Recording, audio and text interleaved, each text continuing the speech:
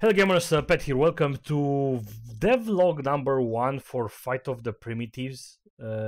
Kind of something like that. I don't know. It is kind of like a weird video because in a way I don't want to do it, but then I also kind of have to do it, and I do want to do it. So I'm a little bit conflicted. But after last week and a little bit of this week experience, I kind of got back into the mood of making stuff with Unity, and I did some tutorials with Bolt. And Bolt is this visual tool that allows you to program visually. Basically you can make things happen in Unity by using nodes like this. I actually got kind of in a good mood, and it was a nice experience making that small Plants vs. Zombie clone, but that wasn't really a game. It was me implementing some mechanics to see how Bolt works. And then I thought to myself, well, let's actually continue and let's try to make something that seems more like a game. Now, and it is how this actually started. I got like the idea of a small game, and I said, let's do it. Let's keep it super simple. I've actually been live streaming for the past days, except yesterday, today, and probably tomorrow and Saturday, which is kind of like annoying. And one of the reasons why I don't want to make this video is that whenever you want to do something, you announce it to the public, and then you don't do it because your brain kind of registered that, hey, you did it, you already got all the likes, all the stuff, and yeah, man, cool, you are doing that, so cool. And then you're not going to do it. So either way, this is still going to be like a life lesson, even if I do it and if I don't do it. And then anyway, it doesn't matter. I'm in a way kind of mostly tracking the progress for myself, so I have to something to get back to in order to see how I did some stuff and like see the progress, because everything that I've done until now, it has been live streamed, including from the beginning when I was installing the plugins and so on. So you can see me live stream on twitch.tv/gamerpat.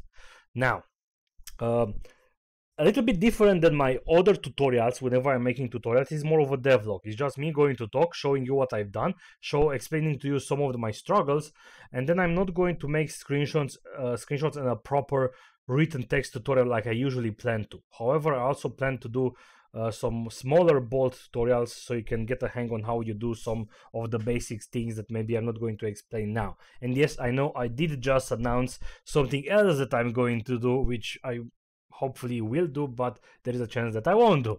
It's a thing. So right now, if I click play, the game looks like this. The idea, well, it's a bit zoomed in now so I can see it better, but it will be like zoomed out some more. And you can click the UI and you can spawn units. And until yesterday, those units were kind of the blue team were going from left to right and the yellow from right to left, and then they were triggering themselves and they were coming to fight with each other.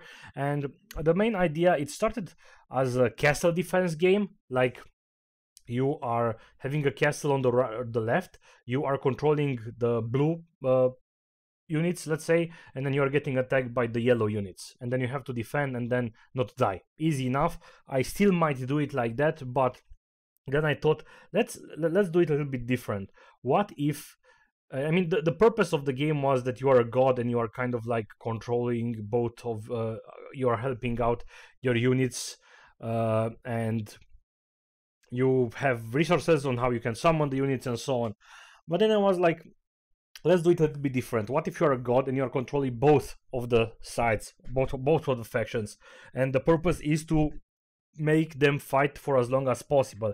And the thing is that both of the units, both of the factions, they have various units with various stats, so it's not going to be balanced. So I need to find a balance on, you know, blue is going to push some more now you're going to give some units to the yellow, now yellow is going to push on, so something like that. I'm still toying with that idea. There are still some stuff that come to game design which I haven't thought on how to do it, because right now I'm focusing more on the programming, which is one of the problems that some people encounter, which is especially programmers who are not game designers. I'm not really a programmer. I know how to do some stuff. I'm technical. I enjoy some aspects of it, but there are some aspects that come to programming which I find incredibly boring. Like, some people really like writing tools. I don't enjoy writing tools. I like to use other people's tools. So one of the problems is that those programmers are working on a game and they keep adding features, then they're changing it from single player to multiplayer, and it's never going to end. It's not actually a game, it's just you toying around. And in a way, I am toying around now. I am trying to see how I do what I do and how I do it, because I'm learning Unity even more. I've been working with Unity for the past 2.5 years. I'm decent with Unity on some aspects, but then there are aspects where I haven't really touched because the project didn't really involve these other sides of Unity, right? So in a way, I'm accepting that right now I'm learning a lot, and that's like the main focus. And hopefully at one point I will be able to draw the line and be like, this is the game, and be done with it, and try to make it like a product, right?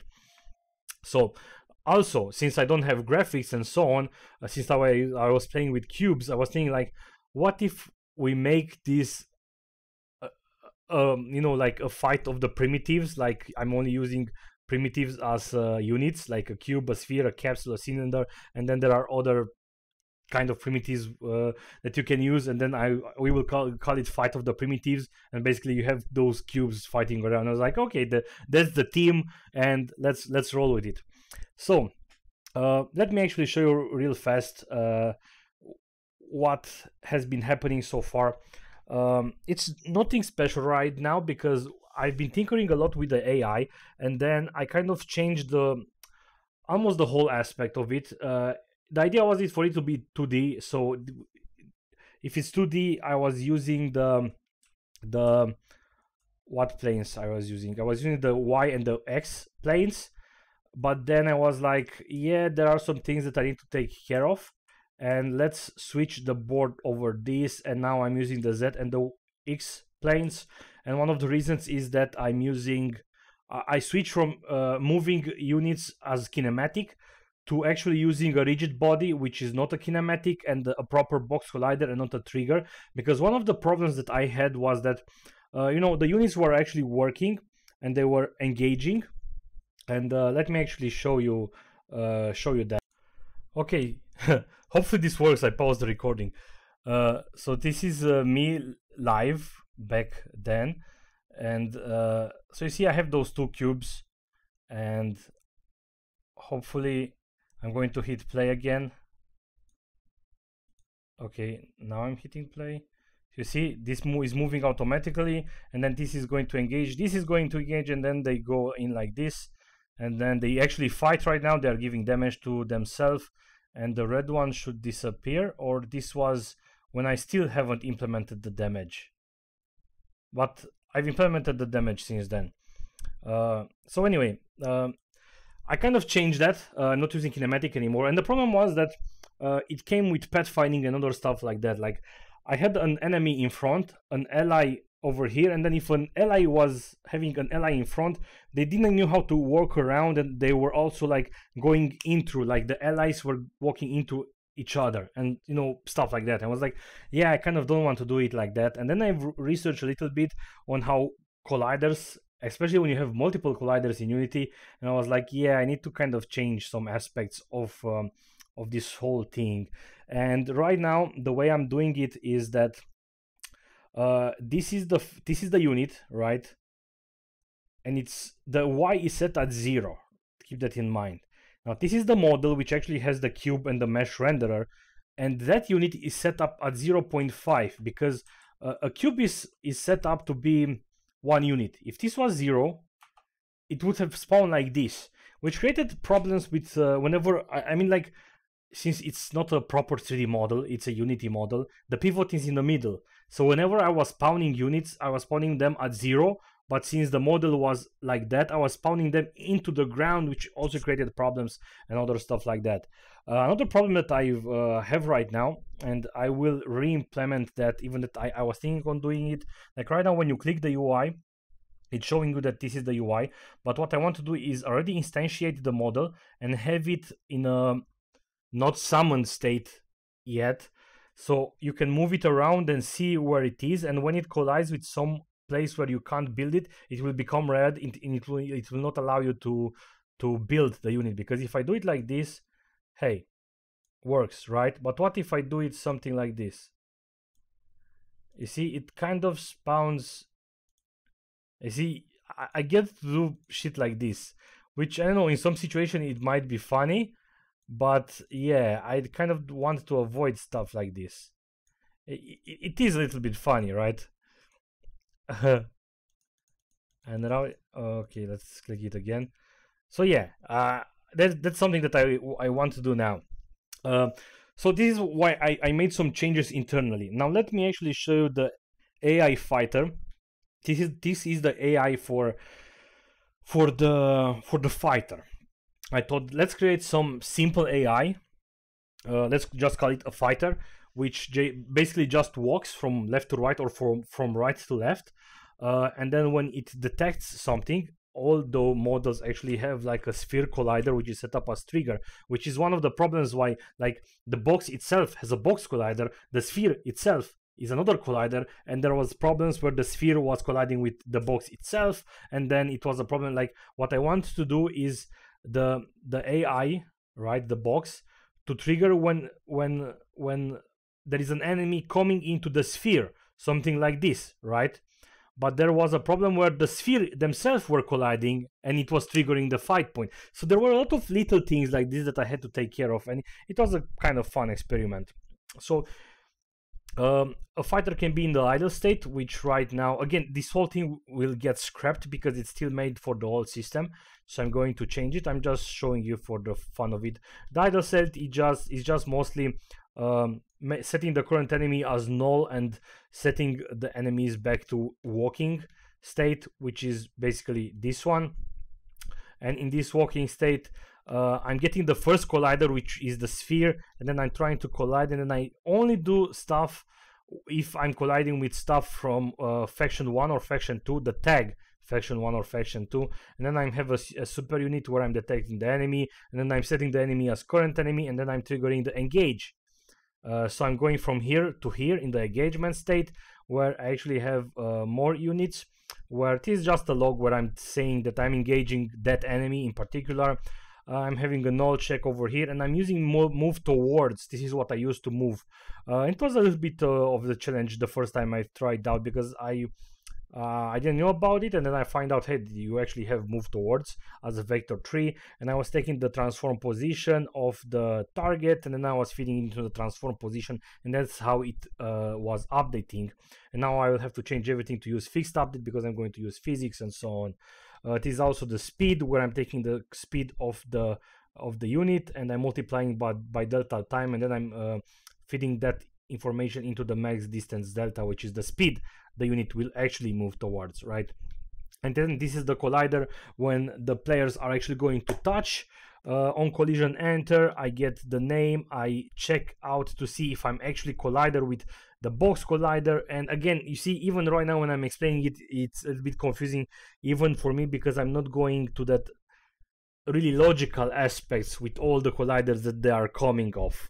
So this is why I'm kind of trying to do it properly and do it yet again a little bit. So then you are going to get into the fighting stage, which is this one, where again I have a debug log where I say I'm fighting with, and then an update where I check to see if the enemy is still alive, so I can deal damage with. If it's still alive, if it's null, if it's not alive anymore, if it's null, I'm going back to idle, and then the idle is setting the player back to walking. And if it's not null, I'm doing this how I'm doing damage with a wait loop. The delay is the attack speed of the unit, and I have deal damage over here, and then the target is current enemy, and then I'm getting the variable damage. So if I go into the deal damage, it's simple as this. I'm sending a message to the unit I'm dealing damage to, something like the damage, and then receive damage, and then all the units that are having an actual health system, you know, they're supposed to receive damage, they have this health system state machine, which is, you know, waiting, nothing is happening. Then the getting hurt, you know, the damage is triggering, and it's just getting the current health, it's subtracting the damage, it's setting the current health, and then I'm doing a check to see if you are, you know, dead, if your health is equal or less than 0, and then you are dead, and I'm going to this state of dying. And if you are not dead, you are going to go back into the waiting state, where you wait for another tick of damage. And I also set it up to you so you can receive damage, where I'm taking the, you know, receive health, you know, healing, So I also got that in. I mean, this is still that I'm going to use this. It's not obsolete. Only the AI I have to rethink on how the players move and stuff like that. Another thing that I've done, this is a debug log, simple thing. This is a detect enemy where maybe I will have to rethink this one too. I would probably have to rethink this one too, because I'm having the spheres again, the colliders, and I have to recheck it at least. So I'm taking the tag and I'm checking to see if I'm getting your own tag. If the collider tag is equal to you, it means it's an ally and you don't do anything. If it's equals to false, it means it's an enemy. So then I'm doing this. I'm getting the enemy, which is that I'm getting the component, I'm getting the game object, I'm taking the parent, because think of this. I'm colliding with. This is why I have to think it, because this won't work anymore. I don't have to get the parent anymore, because now the collision is on the parent itself. This was when the box collider was on a child. So I was getting the parent transformed, that I was getting the game object, and then I was outputting the enemy. This is the detect faction thing, where I get the same the self tag, and if the self tag is faction 1 or faction 2, then you do this. This is just the detect faction right now. It's only setting up the direction, but maybe in the future it will do some other things. So if you are faction 1, you will move from left to right, which is 1. If you are faction 2, you will move from right to left, which is -1. This is all that it does right now, and you see it's outputting this direction value. This is a ground raycast, and this is what I've been doing yesterday for a little bit. There was a problem. Let's actually see where I've done that. I think I've done that somewhere else. This is basically, yeah. In the past, you were able to summon things wherever you wanted. So if I was clicking this and clicking over here, I was able to spawn stuff, right? But now it's not possible anymore. So let me actually show you ground raycast. As you can see, it's actually checking to see if the hit info, the collider, is equal to ground. And if it's not, which is ground has a tag, and if it's not, then I'm not going to let you do anything. If it is colliding with ground, then I'm going to output this. So basically you will get past this whole thing, and then if this is true, and it is, because it's outputting a true or false, I'm getting the super unit summoned unit, and I'm summoning the unit that you clicked in this UI. So a problem that I had yesterday was the fact that if I'm clicking here and I was clicking again on this button or on this button, I was spawning units behind the UI, and I had to fix this, because maybe when I have this unit selected and I want to select this unit again, then I was spawning a unit, and then that's something that you don't want. So I had to go into the where was it? I believe it was in the summon part. Yes, this is the summoning. So again, you are doing whenever you do a left click, I'm checking to see if you have a button already selected. If not, nothing will happen. I'm doing a raycast to see where you clicked. If it's true that you clicked on the ground, we move forward. If it's not, we will not do anything. So if I click the ground, then I will do the summon unit, which this is how I fix it. I had to use the event system is point over game object. And then I had a variable called event system that was set up on the UI manager. I believe it was over here. As you can see, it's an event system. It's an actual variable that I'm setting up to have a reference to this event system, right? I will probably do a proper tutorial about this one, because it took me some little bit of how to do it and how to do this in Unity, and there were other people who had this problem. So again, let's go back to the summoning unit, and if this is true, we don't do anything, because it means that your cursor is over. As you can see, I'm clicking over an UI element. This is why you need a reference to the event system, because the event system has a reference to those thingies. And if I click now somewhere else, is going to be to false, and this whole thing is going to trigger, where I'm getting the mouse position that I'm feeding into the camera screen towards point, and then I'm getting the vector 3, and then I'm setting the variable mouse position, and then I'm you see I'm getting the name of the object that you clicked, the UI over here, and this is a little bit hard coded, but it's good, it doesn't matter that much. So if you click the button, the wire, which is the first one, we will instantiate fighter 1, which is a prefab, as you can see here. If you click the other button, you will instantiate this one, and all my units will be posted here. So that's how the game knows which unit to summon. All right, and this is let's actually get back to this. As you can see, the output to 0 is hard coded, and this is right now it's perfectly fine. In the past it was a problem because, as I've said, the right now the way I've set up the units, as I've said, they are at